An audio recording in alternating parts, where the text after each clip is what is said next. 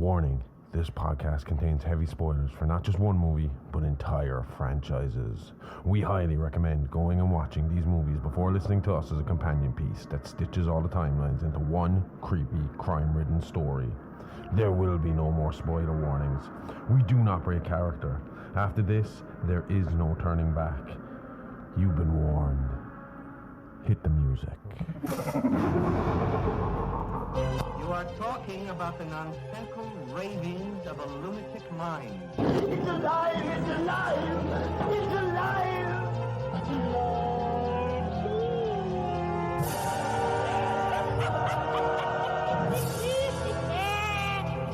alive! It's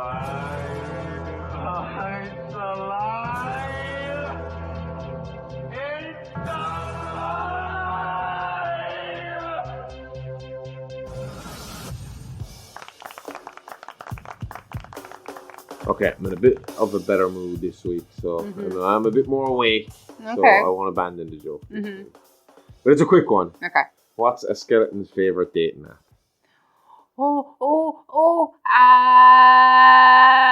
Don't, 1 minute. Oh, plenty more bodies. The Bone Zone. Oh. Hello and welcome to It's Alive podcast. This is a true crime, paranormal, interstellar podcast covering unbelievable stories that sound like they were ripped straight from the pages of a Hollywood script. I am your host, the man of many names, the Outlaw Harley Ray, the Bruiser Bronson, Dr. HR, Smokestein, THD, or you could call me Josh for short. And with me as always is my very own Scream Queen, the perfect combination of beauty and brains, the bride of Smokestein, the India horror, the experts of guts and gore, the gorgeous, the sexy Amy Rose. Amy, what's up? What's up? You ready to go again? Just about. With more boogeyman stuff. I never had the boogeyman grow up. No? No, never really believed him. Never did nothing for me. I was always afraid of stuff in the dark. Do you know how we were talking about in the mini-sode last Saturday? It was last Saturday? Yeah, it is. Shadow People. I would have been afraid of that growing up. Oh, shadow people scared me with the boogeyman. In my head, that's what I would have seen. What I see in those dreams and those nightmares coming for me will be what I would have thought was under the bed or in the closet or behind the dark door. You know, if there was a door that was slightly open and stuff like that. And I used to be really paranoid of all that kind of stuff. I'd check everywhere before I go to bed. Yeah, but you see the way I check the house before I go to bed. Oh my God, the back door 10 times and I'm waiting to go and I'm at the bottom of the stairs and I'm like, just hurry up. I've seen him check it twice already. Fucking Laurie Strode fucking style, huh? 10 locks on our door. We're going to get to that next week. Because this week, before I get well into it, right, I will admit I do have some corrections to make from last week's story. But I got one or two little details wrong in the ending. But I'm going to leave that till the end of the episode to correct. As a little teaser for next week. So last week we left off in Haddonfield on Halloween of 1978 after Michael's recapture and arrest. And like I said last week, for the next 40 years, Michael went back into sleep mode, and there's a whole pile of nothing to talk about when it comes to the shape for 4 decades. But the world outside the sanitarium walls kept turning, even if Michael didn't. Yes, the real Micheal Myers stayed locked up and quiet from 78 to 2018, but his inspiration lived on through urban legends, cults, and copycats, and that's what we'll look at this week. So yeah, if you tuned in to hear the rest of Myers' legitimate, for lack of a better words, canon story, then I'm afraid you're shit out of luck. Now this week, it's all silver shamrock masks, the cult of Thorn, Michael's possible robotic origins, and mystical druidic powers. So I'm kind of pulling a South Park on you, like the time they had the cliffhanger to see who Cartman's dad was, and the next week there, the Terrence and Phillips special instead of the conclusion to the cliffhanger story. Turns out his mom was his dad, hermaphrodite. Then later it turned out that was a lie and that it was actually Scott Tenorman's dad. It's a whole big thing. We don't got time to get into it this week, okay? We'll cover it on a... We got enough wacky shit to get through this week when it comes to Michael's story before we get back to the true story next week in part 3.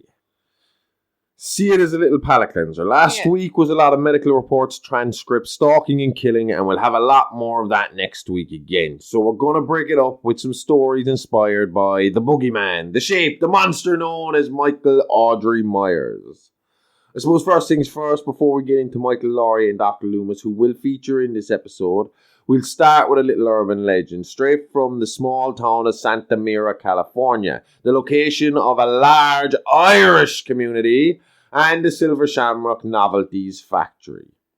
After World War II, in the rural town of Santa Mira, wealthy Irishman Conal Cochran had invigorated the town by establishing the toy factory, the largest manufacturer and purveyor of Halloween masks in the world. You know, lately on AEW, Danhausen's had that promo, the very evil, very nice, very evil, very nice.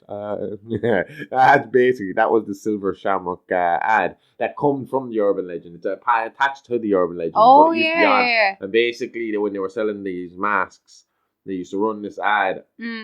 And he'd sponsor a Halloween movie marathon on Halloween night. But to build up to it, the masks would run adverts every day. So on the way up, Joe would be like, 8 more days till Halloween, Halloween, 8 more days till Halloween, Silver Shamrock. Okay. And it's happening every day until the build up to Halloween. And we'll get into why that's important. Want to get into the scandal now? No, not yet. I want to do the legend first, just to get all the wackiness out of the way before we actually explain what happened. Okay.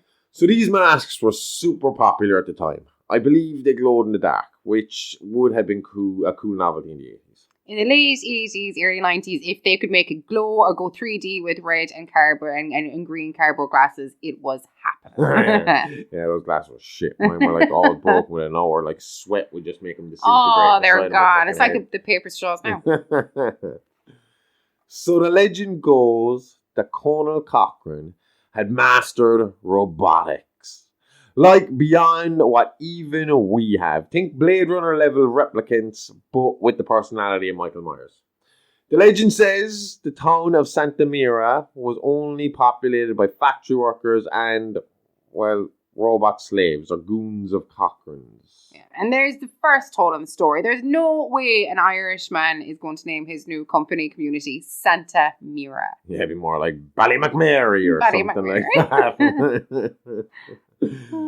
So how, you may ask, does an old Irish war veteran gain this kind of knowledge decades before its time? And just about to ask. Took the words right out of my mouth. Why, good old-fashioned Celtic Druid magic, of course. Ah, yeah. Sure, we all learned that over here. It's part of the curriculum. Ancient robot magic. Giving my pagan people a bad name again. First, the whole storm of the Capitol thing. Then Summerile. Now my whole belief system is going to need a PR firm by the time this is all over with. Anyway, back to Cochran. What's the point in having this awesome mystical power unless you're going to use it? And I'm sure, being a good, upstanding Irishman, he shared his knowledge with the world. And now we live in a utopia where robots do everything and we can just sit back and become irrelevant. No, that was Musk, Bezos and Zuckerberg, I think. Norman Cochran was old school, and instead he made Halloween masks with robotic tags on them that will be triggered by the Silver Shamrock TV advert on Halloween night. Rumour has it, Cochran was mixing ancient druid magic with modern science and had robot scientists working round the clock to perfect the signal that would tap into the mystical Celtic rune symbol of Thorn. More on that really soon. And trigger the tags on the mask, causing the kids to murder their parents before dying themselves. Want to tell them what really happened? Yes. So everything Josh said up until the word scandal was true. Conal Cochran was a World War II veteran who did reinvigorate the town of Santa Mira by establishing the toy factory and the largest manufacturer of Halloween masks in the world, Silver Shamrock Toys and Novelties. He provided work to countless Irish immigrants trying to make their way and find their American dream, and did a lot of good for his company community of Santa Mira.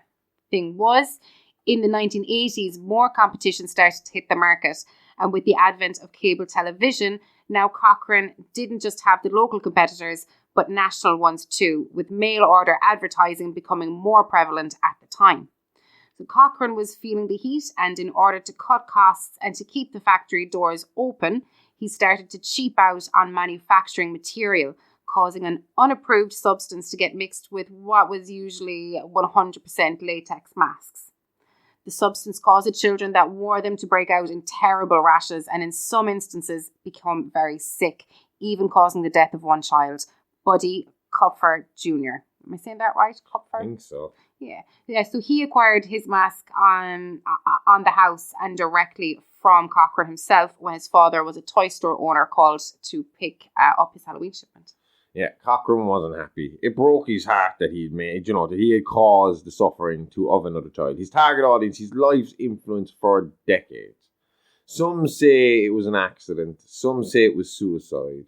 But on the night of October 31st, 1982, around 11 p.m., the Silver Shamrock factory burned to the ground, Cochran its sole occupant at the time. It would not be rebuilt and it would never open its doors again. The town of Santa Mira became a ghost town within months, with the community of workers moving on to search for new employment. Now, you might be asking yourself, what the fuck does that have to do with Micheal Myers? Because I know I definitely was. Well, at this point, it's a pick-your-own-adventure because we got two big stories to tell here and one little theory to talk about.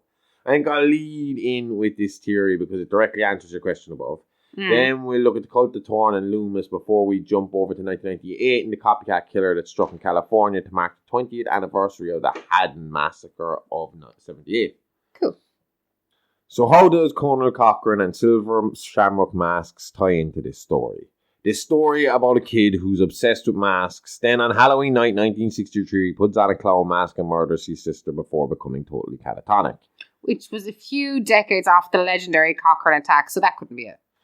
Unless Michael was an early test subject and had an early prototype mask. He started his mission correctly that night, but something went wrong and Michael's brain fried before he could eliminate the rest of his family. But still keeping that urge buried deep inside him, only feeling satisfied at the death of his mother and total annihilation of the Myers family. Maybe it only worked a little and the real Myers is still buried deep down inside. Maybe this was just the first attempt at the real-life boogeyman. Maybe Myers was just a mistake. But who made that mistake? Hey, you. Yeah, you. You like the podcast? Want some more? Then head on over to our Patreon page where for just €5 a month you get up to 12 extra shows in that month, along with piles of minisodes covering fun facts from the world of horror and true crime. Each week we drop multiple shows such as Real Monsters, where we look at the inspiration behind the movie Killers, or Behind the Mask, where we take a look at the influential people and happenings in the world of Hollywood. All this, plus movie reviews, watch-alongs, and regular AMAs. That means Ask Me Anything. You really do get a bang for your buck. And by bang, I mean like podcast. I'm not soliciting or anything. Shit. Moving on. For just €5 a month, all this could be yours. So head on over to www.patreon.com/IAApod. That's www.patreon.com/IAApod and start listening now. I know I said today we'd look at the years of 1978 to 2018, and we will in most cases, but when it comes to Laurie Strode and what she was up to throughout this time, I'd rather keep that backstory for next week's episode. It ties in better with the overall Myers arc. Yeah. All you need to know is that Laurie was left with severe PTSD with one daughter and 2 failed marriages under her belt. Laurie went full Sarah Connor doomsday prepper and had set up a militia-style compound full of traps, locks, and a well-stocked panic room. Laurie, like Loomis, had seen Michael that night in 78, and I mean, really saw him. Mask off, eye to eye. She understood the danger Loomis was constantly preaching about. She knew that behind the mask was a feral, emotionless animal who would stop at nothing to achieve his goal. Yeah. It was for that reason she was convinced Michael would return to Haddonfield again, and spent the rest of her life prepping and waiting for the day he came home. Patient, anxious anticipation, like a mirror of the man she hated so much, who did the same only a few miles away in Smith's Grove. So after his capture in 1978, Michael was initially moved out of Haddonfield by orders of Dr. Loomis into a more secure sanitarium. He stayed there until Loomis's death in 1996. And then he was moved back to Haddonfield by a student of Loomis and Michael's new main doctor at Ranbir Sartain. So Sartain argued that after years of absolutely no progress with Michael, that maybe the familiar backdrop of Smith's Grove and Haddonfield would get him feeling a bit nostalgic and that he might finally open up. Plus, Smith's Grove had kind of been upgraded to a max security sanitarium for the criminally insane over the years, so it was perfectly suitable and more than equipped to deal with the patients of Michael's caliber. So Dr. Sartain had a good reputation and a proven track record of success with some very difficult patients. So it was decided, again, due to how docile he had again become and an age and old injuries from 1978 into the mix, that Micheal Myers would be perfectly safe to return to Haddonfield to see out the end of his days in strict confinement and under constant medical study. Doctors were obsessed with him. Everyone in the field that was worth the damn had a crack at Micheal Myers. No one outside of Loomis ever got more than 2 words out of the man. But I suppose more on that next week. Why the fuck, in your right mind, would anybody think it was a good idea to bring him back to Haddonfield? I know they wanted to study him and think they'd crack him or something, but it just seems like after the history there, you're just better off to keep him away. The people of Haddonfield aren't going to be happy he's there. No. I mean, I just think maybe we shouldn't have been listening to this doctor. I think not one of those professionals involved in those cases were well trained at all in any way, shape, Loomis, or form. I didn't give him enough credit last week. Loomis did a lot of work here, and we'll be kind of getting into that as we go along.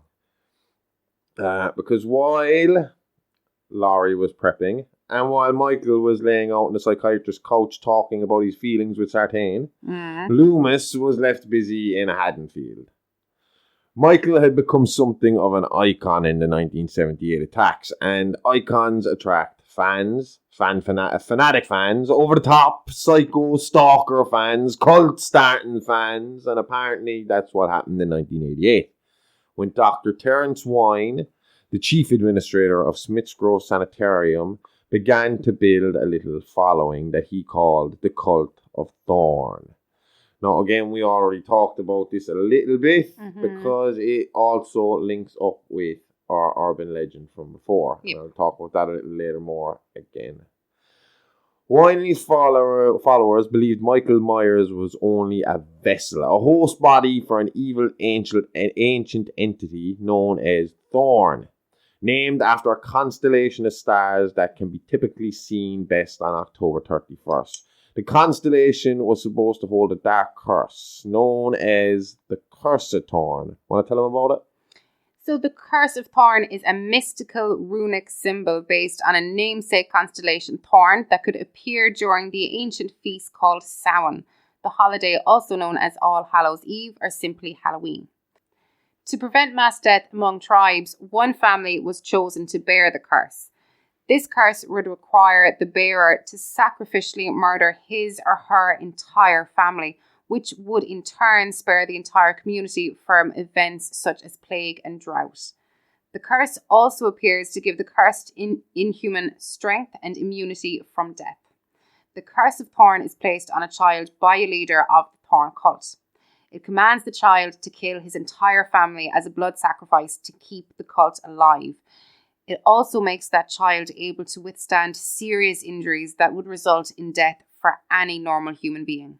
It turns the child into pure evil. Loomis must love that. Major hold on Wine's plans. Michael didn't stop after his family, so that would mean the curse didn't work, right? Or, and hear me out, maybe it's all just bullshit and Michael's a bit crazy. And Wine's a bit fucking crazy by the sounds of things. And you know what? I've seen this rune. I didn't really know what it was attached to, but I have seen this rune on stones. You know, some rune stones that I have. Yeah. So it is out there. I meant to look it up a bit more before I did this, but after I read about the Curse of Thorn, I kind of just kept going down that rabbit hole for a while, and that left me forgetting to do what I was supposed to do.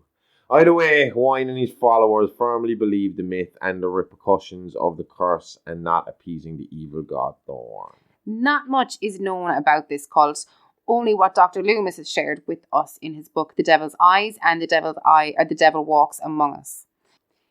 He claims that Wine convinced his followers that Michael was still in Smith's Grove under his care and supervision, hidden from the world so as to protect the spirit of Thorn. And as you said, Wine believed Micheal was only a vessel. He believed through druid magic, he could move that entity from Micheal to another child. Laurie Strode actually had her first child around this time. Her name was Karen Strode.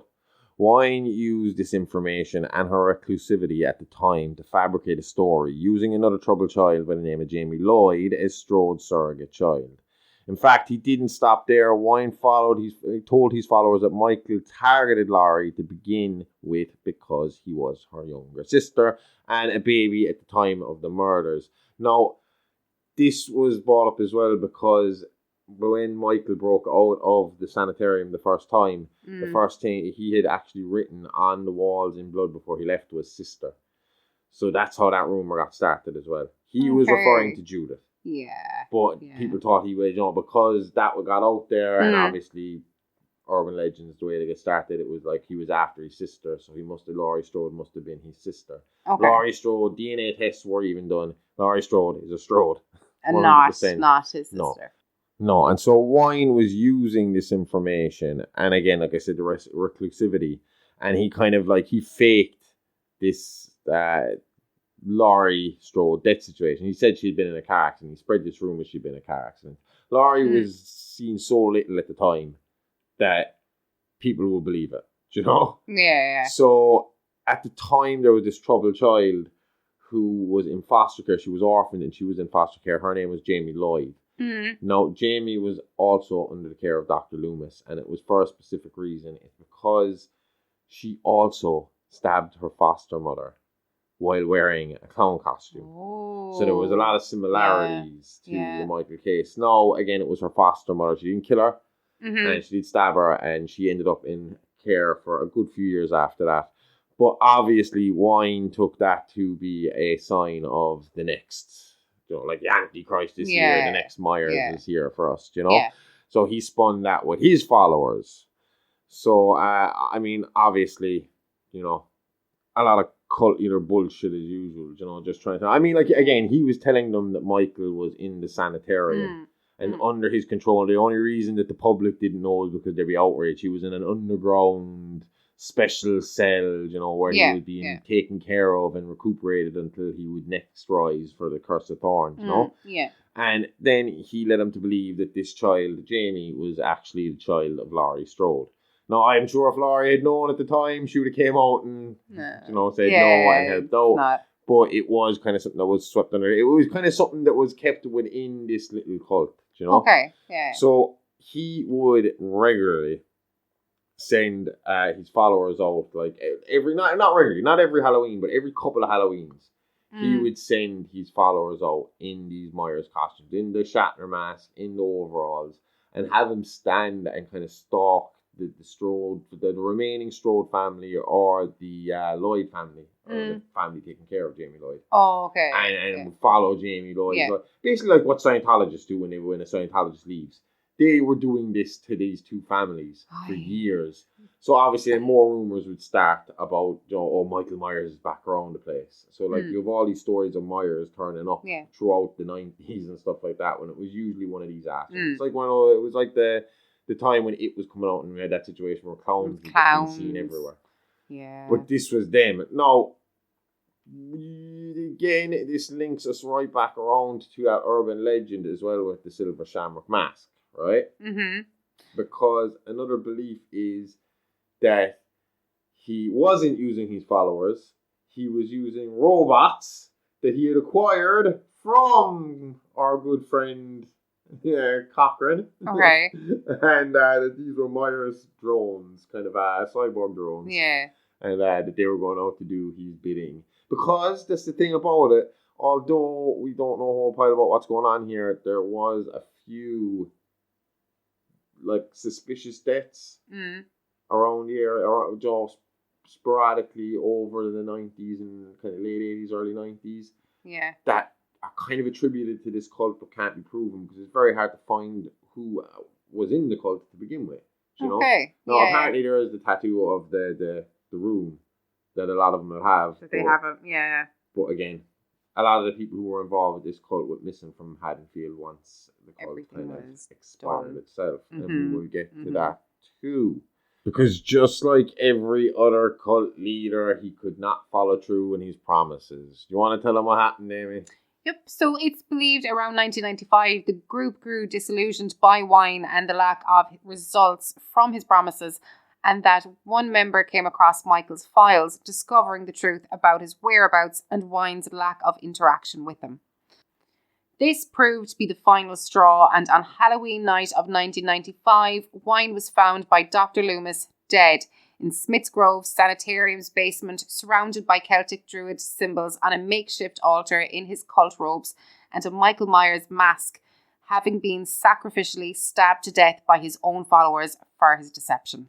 Okay, again, we're about to get into this little bit here. So I'll say for us, no one was ever charged in connection with Wine's death. And not long after the passing of Dr. Loomis and of Wine, Michael was returned to Smith's Grove to continue his care under Dr. Sertain and would remain there dormant for another 22 years. There's just been a confirmed cult there. Why would you bring him back? I know, eh? Do you know? Stupid. It's like these people left because they found out he wasn't there anymore, and now you think, do you know what? Now that they're gone, now we bring them in and trick them. You're all bait and switch. Okay, it's honesty time. We have a confession to make. We suck at socials, no good at Insta, can't send a tweet or an X or whatever that super villain looking motherfucker is calling it now. Stick to your space cars, Elon. But we know you want to chat. You want to be kept updated. You want to be alive all the goddamn time. So we're getting down from the antisocial soapbox and giving this a try. So come chat to us on Insta and Twitter at AliveAlivePod, or hit us up by email at itsalivealivepod@gmail.com. We want to hear from you. Tell us what you like, what you don't like. This is a project. It's still a work in progress, and we just want to give you more what you like and less of what you can't stand. So give us a like, give us a follow. We'll always hit you back, and we'll always try to reply to everyone. So come say hi. We don't bite. Well, at least Amy doesn't. And she keeps me well fed, so you got nothing to worry about. Now, back to the show. So we're going to switch over now and get away from the mystical shit for a little bit. Uh-huh. And we're going to talk about some actual true crime. Because in 1998, to mark the 20th anniversary of the Haddonfield Babysitter Massacre, escaped mental patient Harold Trumbull donned the Myers-inspired mask and overalls and went on a killing spree in Illinois and California. Trumbull, a die-hard serial killer trivia expert, was Michael's #1 fanboy, and after a confusion on some release forms, found himself released from Smith's Grove Sanitarium earlier than expected, and with all the talk of Michael in Smith's Grove, especially now with him back in the sanitarium, Trumbull felt it was up to him to take over where his idol had left off. Trumbull started his killing spree in Illinois, stabbing to death long-time nurse and close friend of Loomis, Marion Winnington. I think this is the lady that was in the car with him when Michael first escaped. Mm-hmm.